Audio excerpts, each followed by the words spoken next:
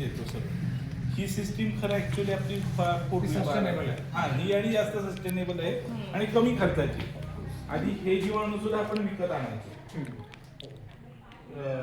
सुरुवात आधी PM decomposer हे एक वेळ ठीक आहे, कारण ते पण बाकी जे ट्रायकोसुडोबॅसिलस हे स्पेसिफिक म्हणजे हा कंट्रोल क्लायमेट मध्ये मल्टिप्लाय केली जातात आणि मग ते इथं तर ते इथं काम करतीलच असं नाही.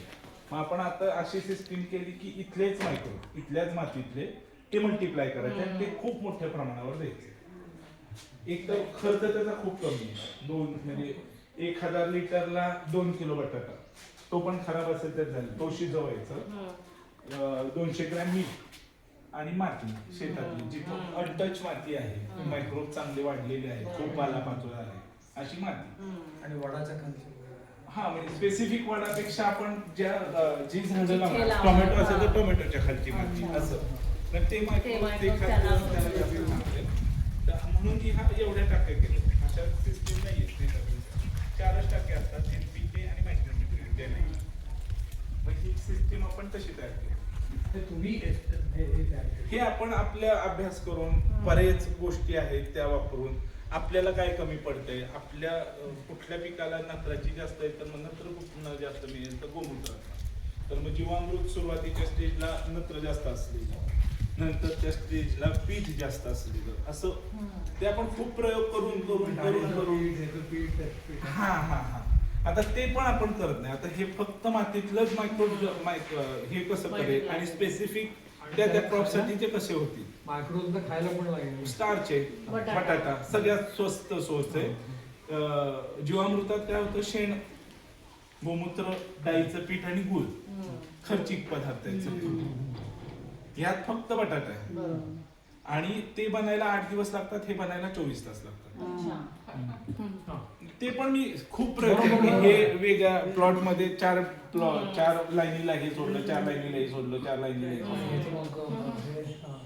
अभ्यास करायला खूप काय मायक्रोस्कोप्स वगैरे असं काय. मायक्रोस्कोप आपण IIT पवईशी टाईप केलेलं होतं, प्रयोग म्हणून संस्था आहे. पीएचडी करायला मायक्रोबायोलॉजी भरपूर इथे कॉलेजेस असतील आणि त्यांना असं करायला मिळत नव्हतं. बरोबर आहे. अरे उलट होतं, म्हणजे त्यांना जास्त गरज होती. ते बरोबर आहे. मग कुठल्या पिकासाठी कुठला डॉमिनन्स जास्त लागतो. जर वेलवर्गीय असेल तर फंगल डॉमिनन्स त्याला जास्त लागतो. छोटी पिकं असतील तर मायक्रोबचा डॉमिनन्स त्याला जास्त लागतो. मग तसं सोल्युशन्स कशी जातील असं पण अभ्यास केला आणि मग तसं आपण दिला तर खूप अल्ट्रा लो कॉस्ट सिस्टीम चालू केली. बरोबर आहे.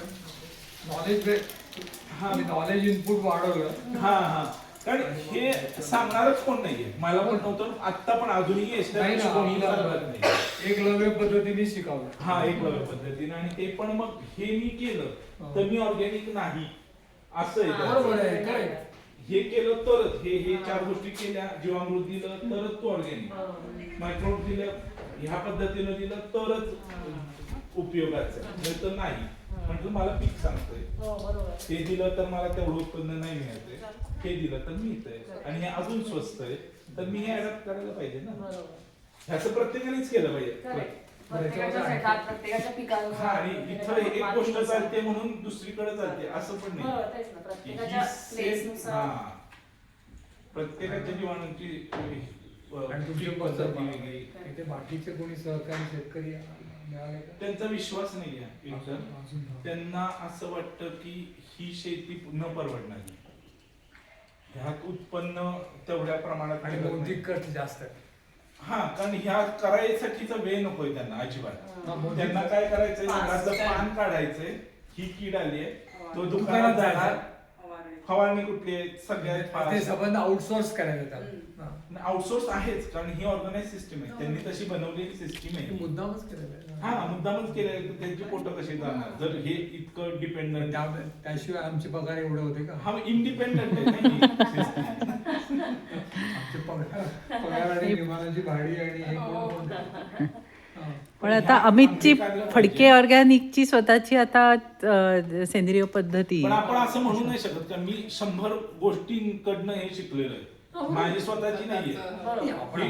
केलेली आणि माझ्यासाठी चांगली इम्प्लिमेंट होणार पण त्याचं तुम्ही हे डॉक्युमेंटेशन सगळं डॉक्युमेंटेशन आहे प्रत्येक वर्षाचं, प्रत्येक प्लॉट वाईज कशाचा इफेक्ट झाला, कशाचा नाही झाला, कुठली कीड जास्त आली, कुठली कीड वाचली, असं प्रत्येक याचं पण डॉक्युमेंटेशन. याच्यामध्ये- सजेस्ट करू का की तुम्ही ज्या लोकांच्या ह्याचा अभ्यास केला मेथड्सचा हा, हा. किंवा सायंटिफिक अभ्यास त्यांची नावं द्यायची आणि नंतर तुमचं जे काही आहे नाही पण मग experiment तसं केलं ना करायचं. तर प्रॉब्लेम जास्त वाढतायत, मी असं बघितलं.